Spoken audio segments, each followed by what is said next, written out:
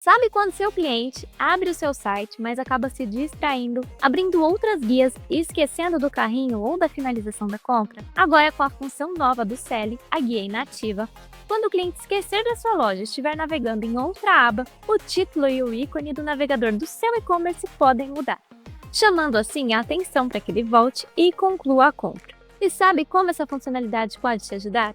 Aumentando a retenção, pois o cliente lembra que estava navegando na loja e ele pode voltar para finalizar a compra. Além disso, a redução dos carrinhos abandonados, já que essa lembrança vai ajudar a diminuir o esquecimento e as distrações. E é claro, a taxa de conversão quando o cliente retorna, a chance dele de concluir a compra é muito maior. Uma maneira simples e muito eficaz de relembrar o seu cliente da sua loja e das suas ofertas imperdíveis. Por isso, acesse agora mesmo o empreender.com.br e faça seu teste grátis. E o tutorial completo de configuração do aplicativo está lá no canal do YouTube Empreender.ecommerce.